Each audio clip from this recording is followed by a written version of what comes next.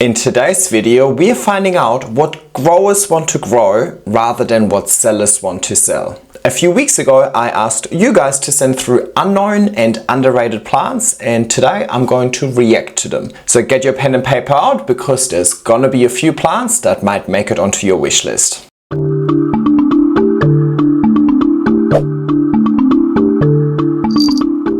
Hey everybody, and welcome back to my YouTube channel, and welcome back to technically it's already part 3 of me reacting to unknown and underrated plants. Part 1 was inspired by an email one of my subscribers sent me, and you guys really enjoyed that concept, so that in part 2 I reacted to suggestions from the comment section. There were so many suggestions, which I obviously really appreciate.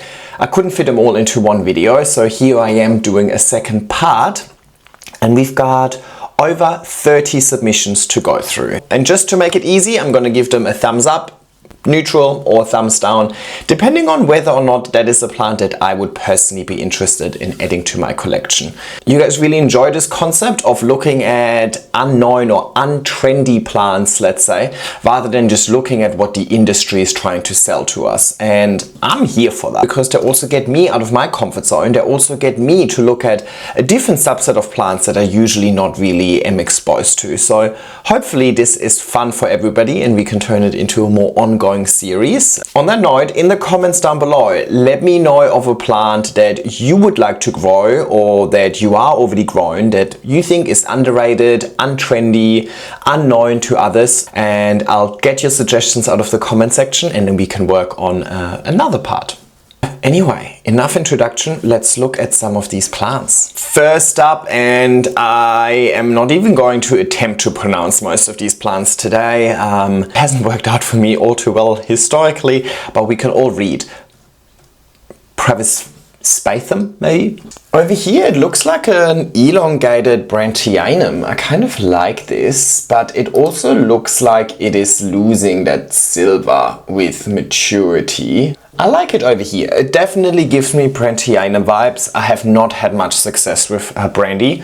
Definitely a thumbs up, and I've definitely never heard of it before, so I think it definitely fits that underrated, unknown, untrendy category really well. Next one, Amorphophallus konjac. I have definitely heard of it, but I don't think it is a super common plant to grow, at least indoors. But I do like it. I personally wouldn't grow it because it stinks. But actually in the last video, there was the world's smallest Amorphophallus. I don't remember the species name. Anyway, I posted it, and the day after, AJ was at a plant fair and she found it and she bought one for me. So thank you, AJ. So I will have my first Amorphophallus in my collection actually. It's still with her at the moment, but yeah, I feel neutral about this one. I like the small one that we reacted to in the last episode because it was so small. I can see it just being on a windowsill. Peperomia sacrophylla. Alright, that one is actually, I think, somewhat common, at least over here in Australia. I have always seen AJ sell this one. And if I'm not mistaken, AJ actually has a variegated version of this. It was just a random mutation, but over the last 4 or 5 years, she kept on selecting for that variegation, and they look really, really stunning. In case you don't know who AJ is, Growing Grounds, one of my best plant friends and plant seller over here as well. And I'll have her website linked in the description in case you want to check that out. I really like it. I don't usually like growing peperomias. I've always had a really hard time growing peperomias, but this one has super thick leathery leaves, and the leaves themselves have really nice veining. It doesn't really look like a peperomia, to be honest, until you see the flowers, right? So definitely a thumbs up for me. Philodendron furcatum. I'm pretty sure AJ also stocked these at some stage. Sorry, AJ comes up a lot today. Oh, well, not sorry, it's good, we love her.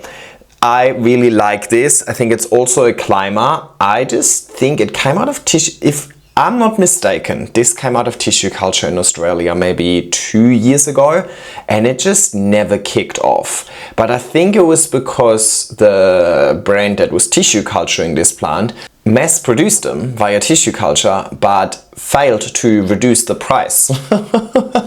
So, you know, I mean, I remember it still being quite expensive, despite the fact that there were heaps available. And I think, you know, it's one of these things. If you see that they are readily available everywhere, but they come at a high price, I think people are hesitant to buy it because they're like, well, hang on, it's definitely not unknown or underrated. It's everywhere. So why do you make it so expensive? Demand supply doesn't explain this either. It just seems like a money grab. It just seemed a little bit unreasonable.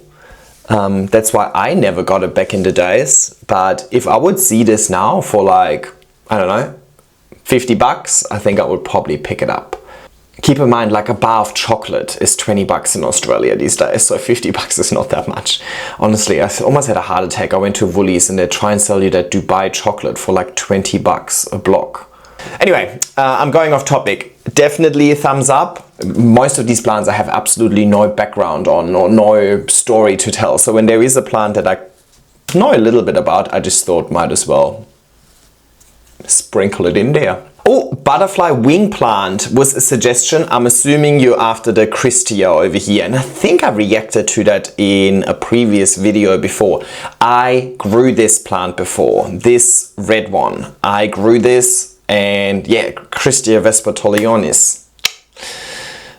And I had great success with it until I didn't, and then I just couldn't recover it. So I just had a really good track record with it. I just had a really good run with it for like 2-3 months, and then it just kind of died. And I think I might have also had pests, and it was just really hard to treat the pests on these really finicky leaves and so on. I have since tried to find them again. Unsuccessful, and I still have no recollection how it ended up in my collection in the first place.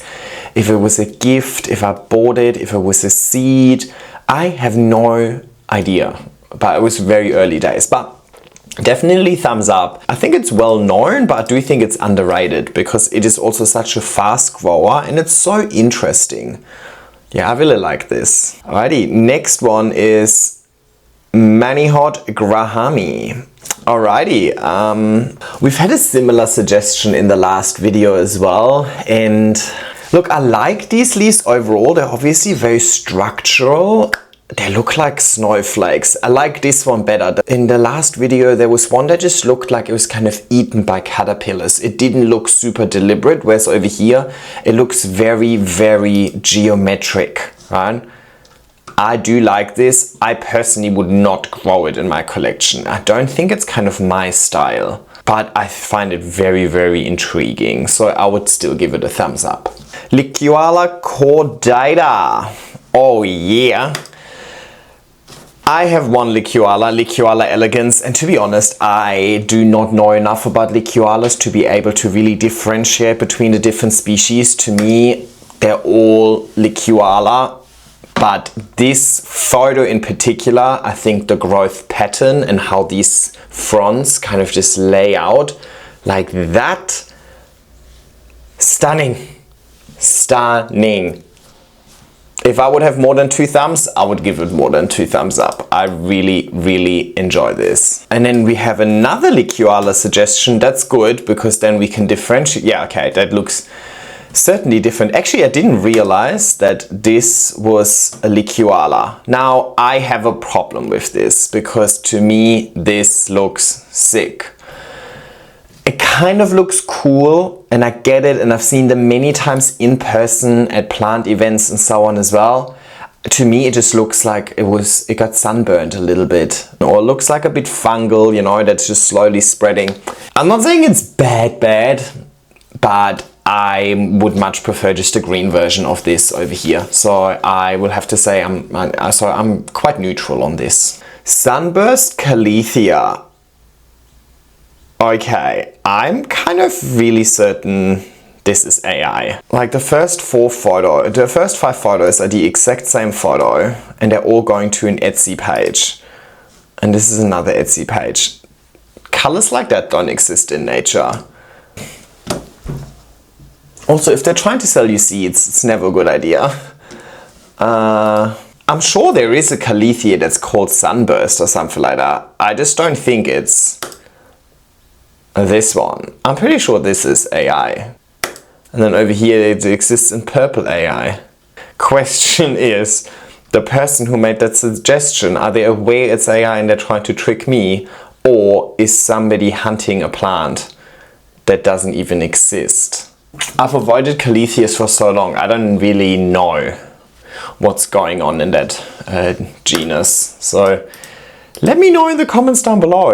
Is this, I mean, the photos are definitely AI, but does Calethea sunburst exist? And if it exists, what does it look like? Surely not like the Wolverine plant we just looked at.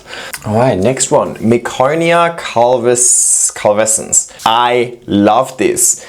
I especially love the newly emerging leaves being so burgundy and the underside being so burgundy. I mean, look at that. And you guys know I'm a sucker for a big leaf. So is this like a whole tree, huh? That is stunning. That is really, really, really stunning. It reminds me almost of like a Hoffmannia. Wow. Also a double thumbs up from me. Hang on, Meconia. No, I know their genus. I know their genus, of course.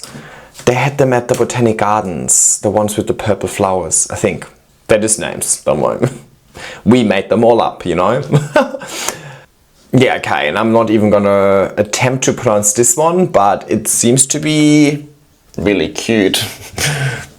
Look at this. Look at these teeny tiny flowers kind of just trailing down the center of each leaf. How cool is that? I've never seen a plant have a flower like that. Yeah, how cool is that? Nothing I would want to grow indoors, maybe somewhere in the garden, because majority of the year I'm assuming it's just a plant that looks like, I don't know, a eucalyptus. So it probably wouldn't have enough interest for me to grow this year round indoors, but in a garden, great. So I'll be neutral on it, just because I don't think it would make a great house plant, but it's a nice plant. Amedrium hainanense. Okay, I do like amedriums. Well, I have one, but anyway, I still like it, okay? And I do enjoy this. I do enjoy this. I mean, you guys know my taste by now. I can tell by the suggestions that you put through that you guys know my taste. Because so far there weren't many thumbs downs, right? Was there any? I don't think so. Apart from the AI one that obviously got a thumbs down. Most of them get thumbs ups for me, right? It's almost like silverish foliage, elongated fenestrations. What's not to love? Not super unique, super, you know, nothing that I don't already have in the collection, but it's definitely still a thumbs up. I wouldn't be rushing to the nursery to buy one. Dieffenbachia Reflector.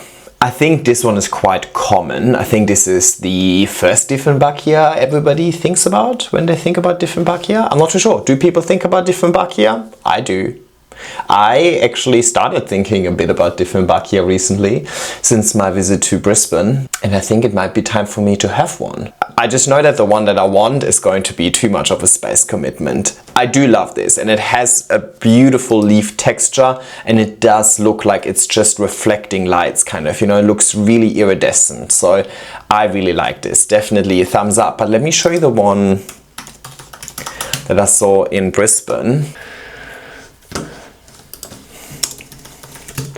They had a really mature version of this camouflage. Let me just find my own video. I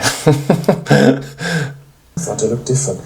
All I know is that looks absolutely stunning. That looks so cool. Yes. I've never really been the biggest fan of Dieffenbachias, but this is changing my mind. No, this is Dieffenbachia Reflector. There we go. There you go. So ever since that moment, I can't stop thinking about this Dieffenbachia. It's so cute. Going off topic, but yes, I've been thinking about Dieffenbachias, and I think they sometimes have this reputation of being like super, super basic plants and office plants and so on, you know? But I think when grown nicely, really good. Right, next one, Halomelina, whatever, it's on screen, yeah? I think this one, I'm not too sure if they're different, but I think there's a Homolomina. Camouflage, that looks, yeah, oh, it's the same one, okay. Yeah, because I was about to say, this one looks exactly like the camouflage one. And maybe 5-6 years ago, when I very first gotten into this hobby, one of the most prized plants was the Aglaonema pictum tricolor. It was so ridiculously expensive in Australia for absolutely no reason, but this one was kind of like the cheap alternative to it. So I found one of those at a nursery for maybe like 20 bucks instead of, I think the tricolor would have easily been 200, 300, 400 bucks at the time. So I bought one of those and it rotted away within, I think, 2 days. So I don't have the best experience with this, but I mean, it's pretty enough for me to want to have this in my collection at least like 6 years ago. So thumbs up for this one as well. Okay, next suggestion is Lasia spinosa, and the suggestion also said to specifically look at their flower. So the leaf size, leaf shape is a little bit like a mayo, or like a tortum, or like a really like it looks like a philodendron, but then this flower looks to be like a little spiral. Yeah, look at that. It's kind of like spiraling. That is definitely a really interesting and cool touch. Garden potential. I would not grow it indoors, I think. So I'm neutral on it. I don't think the flower is necessarily beautiful. If you think about how many beautiful spring flowers there can be, I think it's just really unique, right? So it's one of these oddball plants, which I think I have a more traditional sense of aesthetic. Alocasia branchifolia. All right. I guess a little bit Alocasia portae. Has a very similar leaf shape to the suggestion before. I don't remember who gave which suggestion. I just took them out of the comment section and, you know, put them all in one Word document together. But maybe those two were suggested by the same person, and maybe that person just has a really particular taste, because I could see, if you like the previous one, how you could like this one and vice versa. I'm personally a bit neutral on it. I do love alocasias and I'm starting to get a little bit better at them, but I like alocasias for their really nice, beautiful, large elephant ears, kind of, rather than this sort of this, you know what I mean? Cryptosperma giganteum. Okay, pretty easy to get me excited about a big leaf. Wow. Okay. Yeah, I really like that. I mean, this is huge. That is insane. I mean, I'll have to give it a thumbs up for size, but I would personally obviously not grow this. Where would you possibly grow this? But it is super, super interesting to even just see that these things exist. So definitely thumbs up for this plant in general. Neutral when it comes to this plant being a house plant. Cryptosperma species Papua. To be honest, I feel quite negatively about this, not even neutral. In the last video, somebody suggested Cryptosperma johnstonii, and this is the only Cryptosperma I've ever actually grown. With this one, I just love that the leaves are a little bit red, they have the red veining, you know, like there's some sort of interest to the plant. It was very challenging to grow, so I'm assuming that this one would be equally challenging to grow, but it doesn't have enough interest. But the shape isn't super nice either. So unfortunately, I will have to give this a thumbs down. Well, not unfortunately, I mean, it's my choice. I just have to give it a thumbs down. Lasia turtleback. Definitely not unknown, I think. I feel like most people would know about this plant. Doesn't mean that everybody has access to that plant. I don't often see it sold, to be honest. I don't often see people talk about it, but I've definitely seen this in really nice terrarium setups, in really nice like setups in like the botanic gardens, even had some in their setups and so on as well. So I really, really like this. Big thumbs up. Just not the growth pattern that I like. This plant spreads a lot horizontally. I don't have horizontal space, I have vertical space. So it's nothing that I actually would want to add to my collection, but I think it's stunning. Alrighty, next one. And I have seen them in person as well, and I think they are so cute. This is such a great windowsill plant because it's small, it doesn't take up a lot of space. I'm assuming it would be quite hardy and would probably like a lot of light, even direct sun, given it's a codex plant and it's kind of silverish. Very interesting. If you love an oddball, if you like a teeny tiny plant, I think this would be a really cool one for a windowsill. So I give it a thumbs up. I don't even have a single windowsill, guys, to be honest. So this is not really my style of plants, but I can appreciate it for sure. Okay, I also will not pronounce this one, but that looks crazy. We're definitely in super oddball territory over here. Look at that. It looks like it should be under the sea. You know what I mean? This doesn't look like it is above sea level. I mean, imagine you have a little windowsill and you have this one next to the one that we just spoke about and so on. And you just have all of these oddballs. And every single one will be such a cool conversation starter. So I really like this. Definitely a thumbs up. Would it ever make it into my house? No, probably not. Unless I'll end up having a really, really big house. Platycerium elephantoides makes me think it can grow quite big, no? I mean, it's hard to know how big it is if there's nothing here for scale. I suppose here's a human for scale. But I think a few of them can grow that large. I have to say, with Platycerium, they all look the same to me. And I've been to botanic gardens where I looked at them in a little bit more detail. I mean, they're like right there in front of me, all next to each other. Yes, I can obviously see differences, especially if I focus on the differences. But if I see one on the side of the road or in somebody's garden, I do not have enough appreciation for them to really be able to differentiate between all of them. So I'm kind of neutral on it. I just never liked them as like a statement piece. I think to me they're filler. Philodendron gracile. Very familiar with this one. It is, I think, a cool plant if you want something that is very heart-shaped and stays petite. But to me, it's kind of ugly. Sorry. Like, I don't know. Especially like that. Like, it's just so messy. I don't like that. Maybe if you can grow it as a climber, like over here, it looks like somebody was growing it as a climber, but then it kind of grows out of that cute heart-shaped leaf form as well. Yeah, nah, I don't know. I just don't like anything about this plant. Sorry. So, thumbs down. But you could definitely pick one up quite inexpensively, I believe, yeah. Monstera barrieri.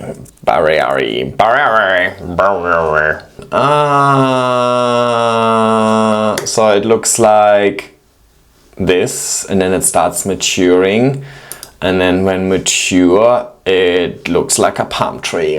I do like this, but I would much prefer a Pinatipatita, maybe. But definitely would not aim for maturity here. I don't know, I don't hate it, but I'm feeling kind of neutral on it. Just not really grabbing me. That's just like, I need a little more, sorry. Anthurium seed, blah blah blah blah blah, oides. Cute. Definitely cute. It's giving Piper vibes rather than Anthurium, but I really like this. That texture is crazy. And look how it actually even grows like a Piper. This is a weird photo, but you know what I mean? It like shingles up a tree. I didn't realize Anthuriums would do that. I mean, I know some climb, but like shingle like this? Thumbs up. I think this is interesting because of the growth pattern, because of the texture. Philodendron verrucapetiolum. Alright, better have a nice bloody petiole then. Yes, it does have a nice petiole. Nice and hairy, and nice red veining in the back as well. That is good to know, because I feel like from the front it is very generic Philodendron. But it can grow quite large as well. Look at that. Yeah, man, if I scroll through the photos, they're not, I mean, some of them are definitely the wrong ones. They're not, look, it's not grabbing me. Let's just judge them maybe based on this first photo, because that's definitely a nice one. If it would have really consistent, nice hairy petioles and consistently have this red veining in the back, I would definitely be a big fan. Philodendron linhanonia. Wow, there's so many philodendron. That looks like a cross between the last two, right? It has the same texture than Terrarium and the same growth pattern and leaf shape as that last philodendron. I really like this. I much prefer this over any of these other two. Definitely a huge thumbs up. 2 actually. I do like this. I don't have any philodendron that have that sort of texture. I think the closest I would have would be Philodendron rugosum. Alrighty, the next 9 suggestions are all Nepenthes, so I'm assuming they all came from the same person. Which is cool because I have 2 Nepenthes and one of them is doing absolutely nothing for me. The other one is thriving every spring and summer. And when it's thriving, it is one of my favorites. Nepenthes albumarginata, and I know just enough to know that that means that it has a wide margin. So I'm assuming it refers to this wide margin around the top over here. Dusty black pitches are a real showstopper in the greenhouse. Yes! Double thumbs up. This is probably gonna turn me into a Nepenthes collector. Please don't. I don't have room. Nepenthes jacqueliniae. Super cute. It almost looks like little cherries hanging there. It's like really short and stubby and has like a really wide opening. Oh, I like this. Also thumbs up. Aristolochioides. Okay. How cute is this? It's kind of like a little chubby and the opening is kind of at the front instead of at the top. It does look like a slug, doesn't it? With this pattern. But I find this so cool, and how it like flaps open. It almost looks like you want like a little insect to come and it's like, hello. I like this a lot. Thumbs up. Alright, Nepenthes clipiata. I also think this is really cool. Really nice structure in that picture. It actually looks like something I would love to sip a cocktail out of. So also a thumbs up. Edwardsiana. Oh my god, look at this. Ruffles. That looks scary, but I like it. Double thumbs up. Nepenthes hamata. Are you for real? Now we have the same thing in black. Wow. I do like this one. I'm not too sure if they're both considered the hamata or if there's different forms, or I don't know, but I love this. Double thumbs up. The other thing I know about Nepenthes is that I think people have started crossbreeding them a lot. So there's like a lot, it's like almost like anthuriums where everybody came up with crazy names and so on. So there's like so much variety in there. It's like orchids or begonias, you know. So it's would also be one of those genus of plants that would never get boring. Like see, there's even like, there's BE3734. I mean, if we start numbering plants, then we know we have too many of them. All right, let's have a look. So it looks like this particular feature over here is that collar at the top is kind of stripy. I really like this. It looks like a couture garment, no? Guess what? Thumbs up. Next one, Lowy. Okay. Is that the one that the squirrel shits in? Remember there's one where like I think a squirrel takes a dump in it and that's how the plant survives or something like that, where they have like this symbiotic relationship. Might not be this one, but it does look toilet shaped, so I'm giving it a thumbs up.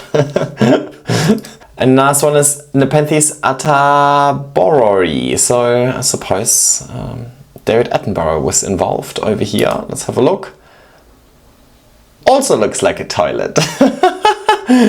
But of course I also like this. I love how wide it is. That was really cool. I really enjoyed that little in-depth trip down the Nepenthes rabbit hole. I hope I'll ever get back out of that rabbit hole again. But maybe now that it's spring and I have a bit of room in my greenhouse because a few plants have died, maybe I should get another Nepenthes. So far I have a 50% success rate, so That's somewhat encouraging, isn't it? Anyway, I really enjoyed this. Now I have another email from Chris, the guy who initially came up with this concept, and he sent through some really cool suggestions of a lot of species I've never even heard of. So I'm definitely gonna do another video on the back of Chris's email, but I think if we want to turn this into a series, it would be nice for you guys to leave a comment down below with more suggestions of plants that are untrendy, underrated, unknown to people. I want to know, what do growers want to grow? What do collectors want to have in their collection? Not what do sellers want to make the biggest profit off of. So leave a comment down below, give this video a thumbs up, and subscribe to my channel if you haven't already. I hope you enjoyed this video. I hope you enjoyed this concept. And I hope you found a few new cool plants for your wish list, and hopefully they won't break the bank either. Thank you so much for watching. Hope to see you next time, and goodbye.